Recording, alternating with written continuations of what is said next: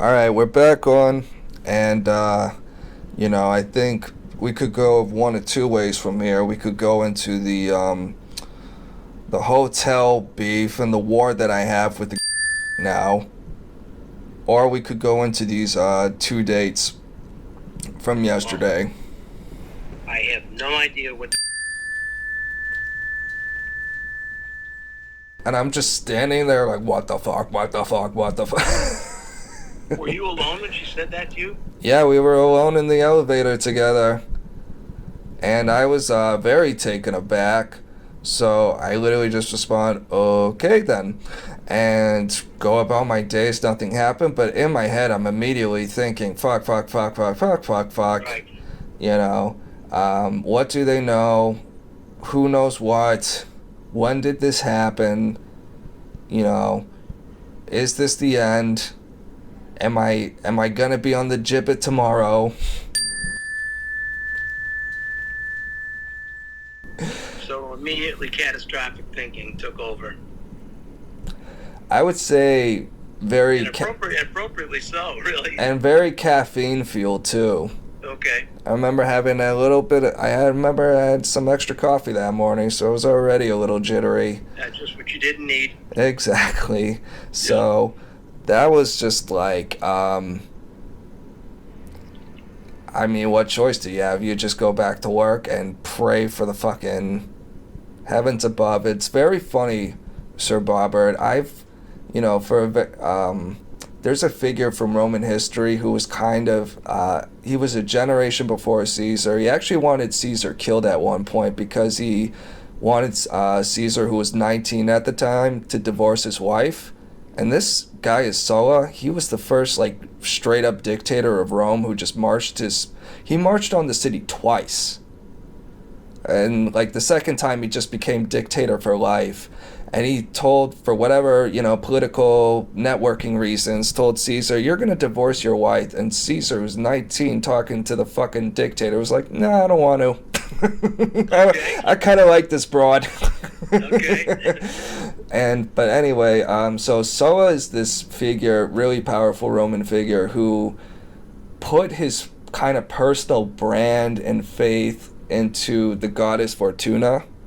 The goddess of fate and luck and sort of that kind of thing, which is really counterintuitive to, me at first, because the Romans had all kinds of commendations based on merit, like first person over the wall gets a little medal or whatever.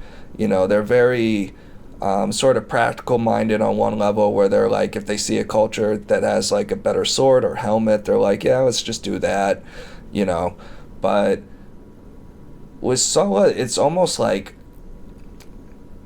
for me, I've had this weird thing for the last few months where it's kind of a similar thing, only instead of the Latin god Fortuna, it's the luck of the Irish, where I feel like God has a plan for me, so I'll be okay at the end of the day. And you can call it divine delusion or whatever you want, but I'll divine inspiration. Or inspiration. Or intervention, divine intervention. Indeed. Okay. And, I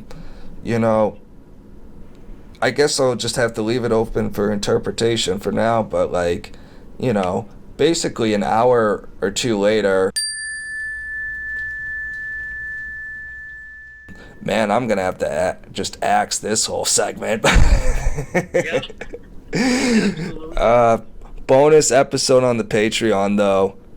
I'm gonna keep the audio though, because it's a fun one that we'll have on the tapes and be able to laugh back on. You're laughing. I'm sitting here in shock. Oh yeah. Oh my God! How many times did we talk about this and you had no fear or worry at all every time I brought it up? The goddess Fortuna favors me, Bob. Yeah. I am here to conquer Rome. I mean, restore it to justice.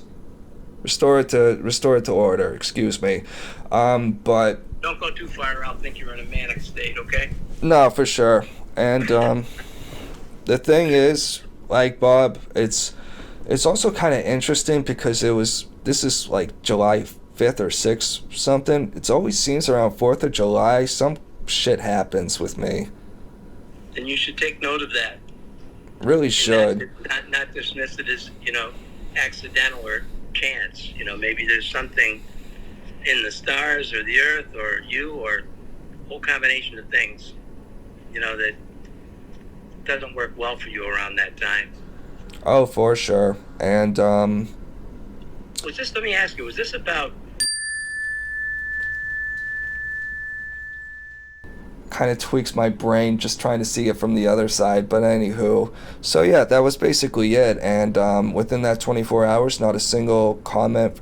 Oh, and it was especially terrifying because on top of the caffeine and this shock and these jitters, that morning,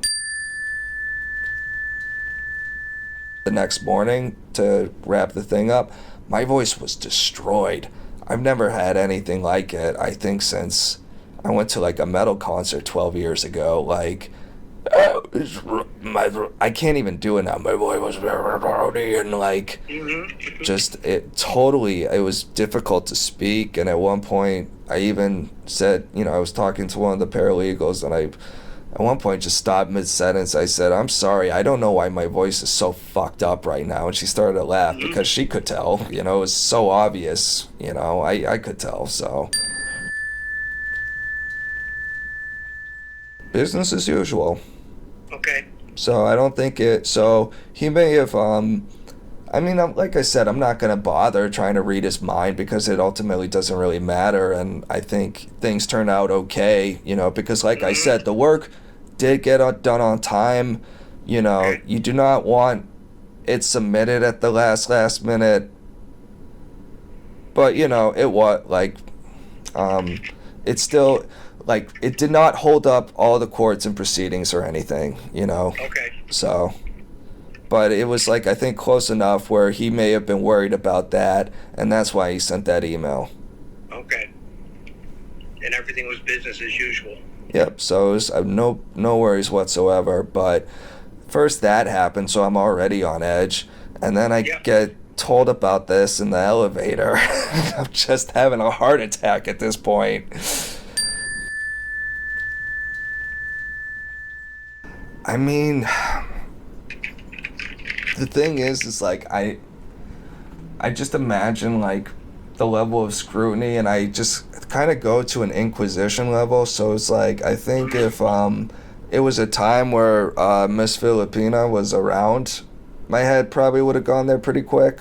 But because, I actually at that time didn't really have any friends around, where I was like, shit, how can I back this up? It's got to be watertight, So, but shit, dog, I just fucking took a quick break from work, Wim Hofed, and just accepted my fate, But hey, Fortuna, luck of the Irish, whatever you want to call it, Bob, that is my protector and goddess, and I will not abuse her, but I think this whole thing happened to remind me of why I need to respect her. Yep.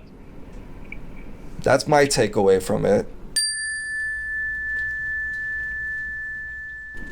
It became laissez-faire. I got lazy. Yep. So, God was just giving me a friendly reminder. Yep. And he did it. That's the good news is, you're in God's good graces right now, Hey, I've been working hard to keep my karma points on the light side points, Yeah. Shit, dog, I don't need that dark side coming back for me. No, you don't. But anyway. So anyway,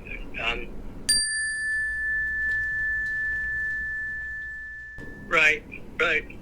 You're getting a 1-star review on Yelp, but fair enough. Yep. Your mother consistently asks, one of your mother's favorite refrains,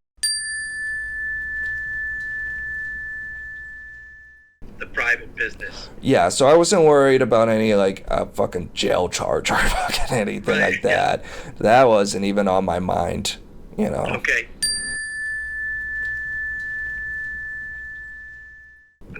Yeah. All right, so well, you've given them some material as they move forward with their next memo. I mean, yeah, I'm really... This is just going to have to be a Patreon Hidden Vault episode. Yep, absolutely. I wouldn't want to release this today, but I think like a year from now, who gives a fuck? Right, exactly.